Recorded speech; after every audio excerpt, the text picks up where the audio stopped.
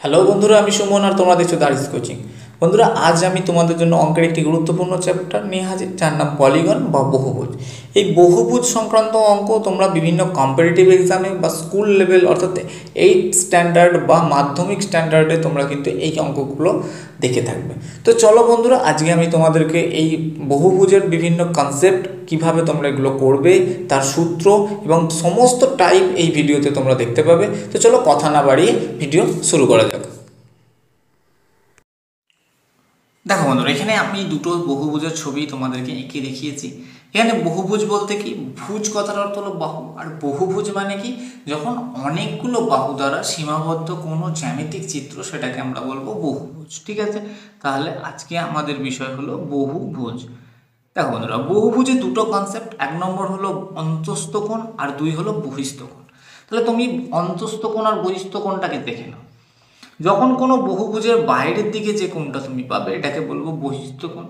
আর ঠিক যেমন এই একটা কোণ, এই একটা কোণ, এই একটা আমি যদি নামকরণ করি A B C D E F, এই যে কোণগুলো পেলাম আমরা, এগুলোকে কি কোণ বলবো না, বহিস্থ কোণ। ঠিক আছে, মানে বাইরের দিকে। আর ভিতরের দিকে যেমন ধরো এই কোণটা, এই কোণটা, এখানে এইগুলো, এই যে কোণগুলো, এগুলোকে আমরা কি বলবো না, অন্তস্থ কোণ। ঠিক আছে, তোমরা যদি, আমি আরেকটা সব থেকে ভালো চিত্র দেখাচ্ছি তোমাকে, যে এই যে কোণটা, এটা যদি একটা কোনো ভেতরের দিকে বলো, তাহলে এটাকে আমরা কি বলবো না, অন্তস্থ কোণ। আর বাইরের দিকে যে কোণটা থাকবে, এটাকে বলবো আমরা বহিস্থ কোণ।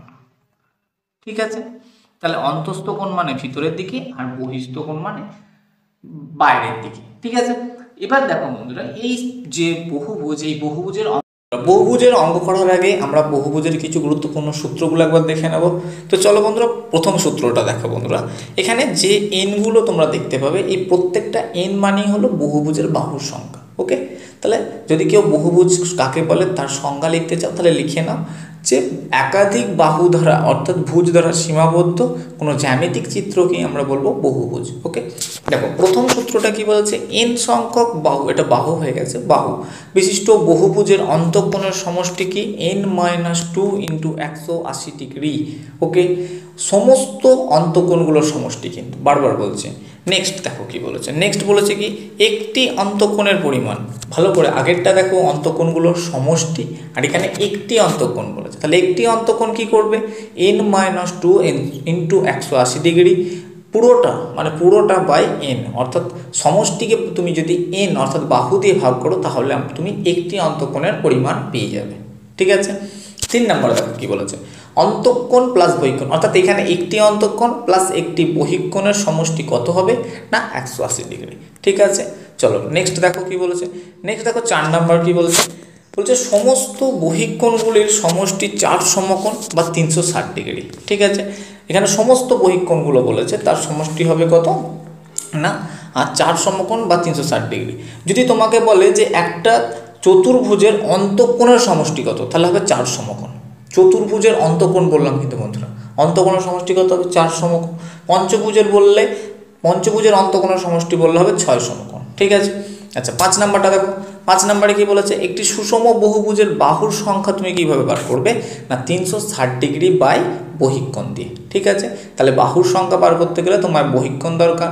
ঠিক পরের ফর্মুলাটি তুমি দেখো কি লেখা আছে, যে এন সংখ্যক বাহু বিশিষ্ট সুষম বহুভুজের বহিঃকোণের পরিমাণ, অর্থাৎ বহিঃকোণ তুমি কিভাবে বার করবে না, অন্তঃকোণ বার করতে গেলে যেমন কি দরকার, তেমন বহিঃকোণ বার করতে গেলে কি দরকার না, বাহুর দরকার। ওকে বন্ধুরা, তাহলে নেক্সট কি বলেছে দেখো, তাহলে এন সংখ্যক বাহু বিশিষ্ট সুষম বহুভুজের বহিঃকোণের পরিমাণ হবে 360 ডিগ্রি বাই এন।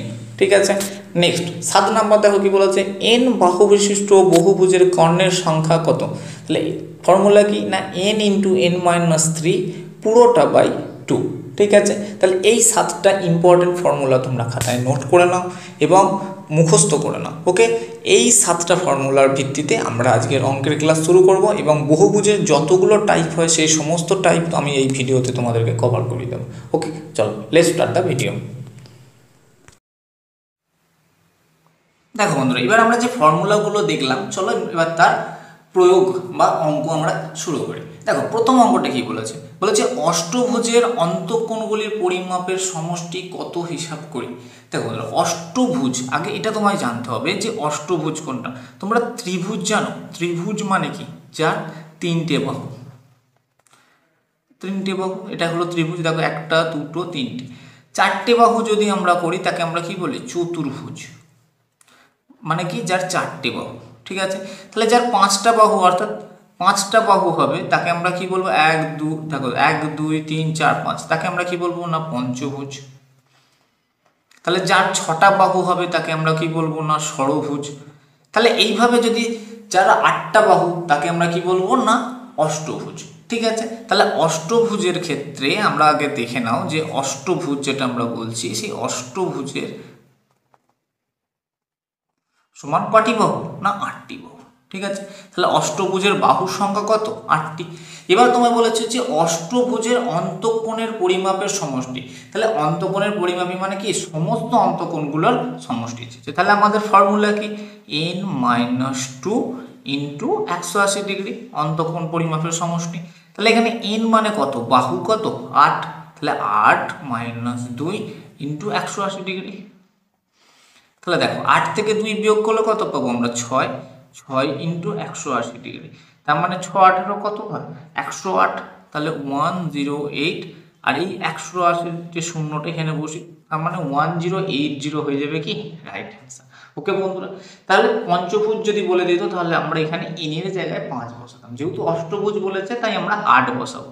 আর অন্তঃকোণের পরিমাপের সমষ্টি কি না n-2 ইন্টু 180 ডিগ্রি। ওকে, তো চলো আমরা নেক্সট অঙ্কটা দেখে নিই। দেখো বন্ধুরা, নেক্সট অঙ্কটা কি বলেছে, যে সুষম বহুভুজের বাহুর সংখ্যা 10টি, সেই বহুভুজটির প্রতিটি বহিঃকোণ ও অন্তঃকোণের পরিমাপ কত। তাহলে প্রতিটি বলেছে, আগের অঙ্কটা আমরা কি করেছিলাম না সমষ্টি করেছিলাম, এখানে বলেছে একটা অন্তঃকোণ আর একটা বহিঃকোণ, ঠিক আছে। তাহলে বাহুর সংখ্যা কত দিয়ে দিয়েছে 10, তাহলে আমরা প্রথমে আগে অন্তঃকোণের সমষ্টি বার করে নেব। তাহলে অন্তঃকোণের সমষ্টির ফর্মুলা কি, অন্তঃকোণের সমষ্টির ফর্মুলা হচ্ছে এটা না n-2 ইন্টু 180 ডিগ্রি। তাহলে আমাকে যদি প্রতিটি বলে, প্রতিটির ফর্মুলা আমরা শিখেছি, প্রতিটির ফর্মুলা কি n-2 ব্র্যাকেটের মধ্যে ইন্টু 180 ডিগ্রি, তার পুরোটা বাই n। তাহলে এটা দিয়ে আমরা প্রতিটি অন্তঃকোণ পেয়ে যাব, ঠিক আছে। তাহলে প্রতিটি অন্তঃকোণ পেয়ে যাব কিভাবে, এভাবে। তাহলে এবার ফর্মুলাতে বসা, তাহলে n এর মান এখানে কত বলেছে 10, 10 - 2 ইন্টু 180 ডিগ্রি বাই নিচে n এর মান, n মানে বাহু, বাহু কত 10, তাহলে 0 0 কেটে দাও, আর 10 থেকে 2 বাদ দিলে 8 ইন্টু 18, তাহলে 8 18 144 ডিগ্রি, ঠিক আছে। তাহলে 144 ডিগ্রি হলো একটি অন্তঃকোণ, একটি অন্তঃকোণ। আচ্ছা, এবার তোমায় বলেছে কি নেক্সট কি বলেছে, তাহলে বহিঃকোণ তোমায় বার করতে হবে। তাহলে দেখো বন্ধুরা, বহিঃকোণ বার করার ফর্মুলা তোমরা শিখেছো কি না, অন্তঃকোণ প্লাস বহিঃকোণ সমান কি 180 ডিগ্রি। তাহলে এবার দেখো এখানে অন্তঃকোণ কত পেয়ে গেছো 144, আর বহিঃকোণ কত বার করতে হবে। তাহলে বহিঃকোণ মানে আমি বলবো কি, বহিঃকোণ মানে বলবো 180 ডিগ্রি মাইনাস 144 ডিগ্রি, তার মানে বিয়োগ করলে কত হবে 6, তার মানে 36 ডিগ্রি হয়ে যাবে কি বহিঃকোণ। তাহলে দেখো বহিঃকোণ পেলাম কত 36 ডিগ্রি, আর অন্তঃকোণ পেলাম 144 ডিগ্রি, ঠিক আছে। আচ্ছা, এখানটা বুঝতে অসুবিধা হলে আমি লাইন টেনে দিলাম, ঠিক আছে। তাহলে বহিঃকোণ পেয়ে গেলাম 36 ডিগ্রি, বন্ধুরা হ্যাঁ, বহিঃকোণ পেয়ে গেলাম 36 ডিগ্রি আর অন্তঃকোণ পেয়ে গেলাম 144 ডিগ্রি। ওকে, তো চলো পরের নেক্সট অঙ্কটা আমরা দেখে নিই। দেখো বন্ধুরা, নেক্সট অঙ্ক কি বলেছে, যে সুষম বহুভুজের একটি অন্তঃকোণের পরিমাপ 120 ডিগ্রি, তার বাহুর সংখ্যা কত। তাহলে ভালো করে তোমার আগে অঙ্কটা পড়তে হবে। অঙ্কটা বলেছে অন্তঃকোণের পরিমাপ, একটি অন্তঃকোণ। তাহলে আমরা সেই ফর্মুলা করব কি না, অন্তঃকোণ প্লাস বহিঃকোণ সমান কত 180 ডিগ্রি। তাহলে এখান থেকে তোমায় কি দেওয়া আছে, অন্তঃকোণ দিয়ে দিয়েছে। তাহলে অন্তঃকোণের পরিমাপ কত দিয়েছে 120 ডিগ্রি প্লাস বহিঃকোণ সমান 180 ডিগ্রি। তাহলে এখান থেকে তুমি বহিঃকোণ কিভাবে পাবে না, বহিঃকোণ পাবে 180 ডিগ্রি মাইনাস 120 ডিগ্রি। তাহলে কত পেলাম আমরা 60 ডিগ্রি। এবার বলেছে কি তার বাহুর সংখ্যা কত, তাহলে আমরা বাহুর সংখ্যা কিভাবে পাবো? তাহলে আমরা বহিঃকোণ পেয়ে গেলাম 60, আমরা তাহলে বাহুর সংখ্যা চাইছি, তাহলে বাহুর সংখ্যা বার করার ফর্মুলা কি না, বাহুর সংখ্যা বার করতে গেলে আমরা 360 ডিগ্রি বাই এখানে যে বহিঃকোণ পেয়েছি তাহলে সেই বহিঃকোণটা বসিয়ে দেবো। তাহলে 360 ডিগ্রি আমরা তোমরা ফর্মুলাতে দেখেছো যে বাহুর সংখ্যা বার করার নিয়ম হচ্ছে কি 360 ডিগ্রি বাই বহিঃকোণ, তাহলে 360 ডিগ্রি বাই বহিঃকোণ কত 60, তাহলে 0 0 6 6 36 অর্থাৎ 6টি। ঠিক আছে, তাহলে বাহুর সংখ্যা আমরা পেয়ে গেলাম কটি 6টি। বন্ধুরা এই প্রত্যেকটি অঙ্ক খুব সোজা অঙ্ক, আমরা ফর্মুলা পরীক্ষার হলে জানি না বা আমরা এই চ্যাপ্টারটাকে অ্যাভয়েড করে চলে যাই বলে ওই জন্য আমরা কিন্তু অঙ্কগুলো পরীক্ষা করতে পারি না এবং 1 নম্বর খুব সহজেই হাতছাড়া করে ফেলি। ওকে, তোমরা কিন্তু এই চ্যাপ্টারটা খুব মনোযোগ দিয়ে পড়ে যাও, কারণ এই চ্যাপ্টার থেকে এই ধরনের সহজ অঙ্ক কিন্তু পরীক্ষায় আসে। ওকে, চলো নেক্সট অঙ্কটা আমরা দেখে নিই। দেখো বন্ধুরা নেক্সট অঙ্ক কি বলেছে, একটি বহুভুজের অন্তঃকোণগুলির পরিমাপের সমষ্টি 1800 ডিগ্রি, বহুভুজটির বাহুর সংখ্যা কত? দেখো বন্ধুরা বাহুর সংখ্যা বার করতে গেলে আমাকে কি বার করতে হবে প্রথমে না, বাহুর সংখ্যা বার করতে গেলে ওখান থেকে n বার করতে হবে। তাহলে বহুভুজের অন্তঃকোণগুলির পরিমাপের সমষ্টি দিয়ে দিয়েছে, তার মানে তোমায় একটা কিন্তু অন্তঃকোণ দিয়ে দিলে সমস্যা মিটিয়ে যেত। তাহলে তোমায় কিভাবে বার করতে হবে, ফর্মুলা কি n - 2 × 180 ডিগ্রি, এটা হলো অন্তঃকোণগুলির সমষ্টি। কিন্তু বন্ধুরা এই সমষ্টিটাই কত দিয়ে দিয়েছে ওখানে না, দেখো 1800 দিয়ে দিয়েছে। ঠিক আছে, তাহলে এখানে এই 180 দিয়ে যদি 1800 কাটি আমরা কত পাবো 10, তাহলে n - 2 সমান পেয়ে গেলাম কত 10, তাহলে n = 10 + 2 অর্থাৎ 12। ঠিক আছে, তাহলে 12 হয়ে যাবে কি রাইট অ্যান্সার, অর্থাৎ বহুভুজটির বাহুর সংখ্যা কত পাবো আমরা 12। ওকে বন্ধুরা, তোমরা কিন্তু প্রত্যেকটি ফর্মুলাকে খুব সুন্দরভাবে কিন্তু মুখস্থ করো এবং সবথেকে বেস্ট ওয়ে হচ্ছে তোমরা বাড়িতে যেখানে পড়াশোনা করো সেখানে ক্যালেন্ডার হোক, আর্ট পেপার হোক, যাতে খুশি লেখো, লিখে কিন্তু অবশ্যই সাঁটিয়ে রাখো। পরীক্ষার বইয়ে সব জিনিসই তোমরা পাবে। ঠিক আছে, বইয়ে নেই এমন কোনো জিনিস কিন্তু নেই, সবই তুমি পাবে। যে কোনো একটা স্ট্যান্ডার্ড বইকে তুমি যদি মন দিয়ে প্রথম থেকে শেষ পর্যন্ত পড়ো সবই পাবে, কিন্তু তোমার দরকার হচ্ছে মুখস্থ করা বা পড়া এই ফর্মুলাগুলোকে। ঠিক আছে, তার জন্য সবথেকে সুবিধা যেখানে তুমি পড়ছো সেই জায়গায় এগুলোকে লাগিয়ে রাখো। ঠিক আছে, চলো নেক্সট অঙ্ক আমরা দেখে নিই। দেখো বন্ধুরা এতক্ষণ পর্যন্ত আমরা বহুভুজের অন্তঃকোণ, বহিঃকোণ সমস্ত কিছু শিখেছি। এবার আমরা শিখব শেষ যে সূত্রটা আমরা পড়েছিলাম যে কোনো বহুভুজের কর্ণ কিভাবে বার করতে হয়, ঠিক সেই ফর্মুলাটা। তাহলে বহুভুজের আমি একবার লিখে দিই ফর্মুলাটা, তো ফর্মুলাটা আমরা কি পড়েছিলাম যে কর্ণ, বহুভুজের কর্ণ, বহুভুজের কর্ণ মানে কি n × n-3/2। তাহলে এবার এখানে অঙ্কটা কি দিয়েছে না, একটা অক্টাগনের কর্ণের সংখ্যা কত, তাহলে অক্টাগন মানে এখানে n = কত পাবো 8, অর্থাৎ বাহু কত 8, তাহলে 8 আর 8 থেকে যদি তুমি 3 বাদ দাও 5 আসবে 2, তার মানে 8 × 5/2, তার মানে কেটে দিলে 4 অর্থাৎ 20টি। তাহলে কর্ণের সংখ্যা আমরা কত পেয়ে গেলাম 20টি। তোমরা শুধু অক্টাগন কেন, তোমরা ধরো চতুর্ভুজ একটা বললাম, চতুর্ভুজ। ঠিক আছে, এটা একটা চতুর্ভুজ তোমরা দেখতেই পাচ্ছ। তাহলে চতুর্ভুজের বাহু সংখ্যা কটা, 1 2 3 4টে। তাহলে চতুর্ভুজের বাহু সংখ্যা যদি 4টে হয় তাহলে n = 4, 4 থেকে যদি 4 - 3/2 তাহলে 4 গুণিতক 4 থেকে 3 বাদ দিলে 1/2, 2 দিয়ে কাটো তাহলে 2। তাহলে এখানে দেখো তোমরা কর্ণ কতগুলো পেয়ে গেলে 2টো। তার মানে বহুভুজের যতগুলো তোমরা কর্ণ যখন বার করবে তার ফর্মুলা হয়ে গেল n × n-3/2। ওকে বন্ধুরা, তোমরা কিন্তু ফর্মুলাগুলো অবশ্যই মুখস্থ করে নাও। ঠিক আছে, চলো আমরা নেক্সট একটা ইন্টারেস্টিং অঙ্ক দেখবো।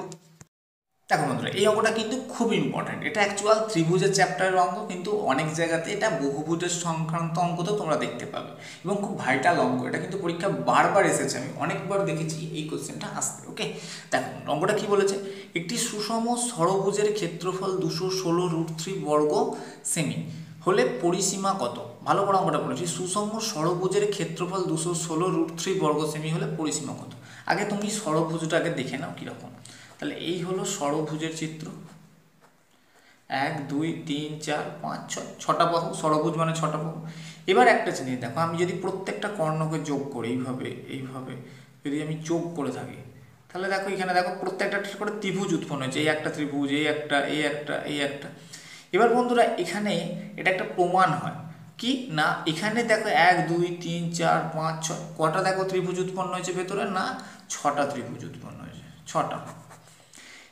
প্রমাণ অনুযায়ী বলছে যে এই ষড়ভুজের ভেতরে যে 6টা ত্রিভুজ উৎপন্ন হয়েছে এই 6টা ত্রিভুজই হলো সমবাহু ত্রিভুজ, সমবাহু ত্রিভুজ। তাহলে কি বললাম একটা ষড়ভুজের ভেতরে যে 6টা ত্রিভুজ উৎপন্ন হবে সেগুলো কি ত্রিভুজ হবে? সমবাহু ত্রিভুজ।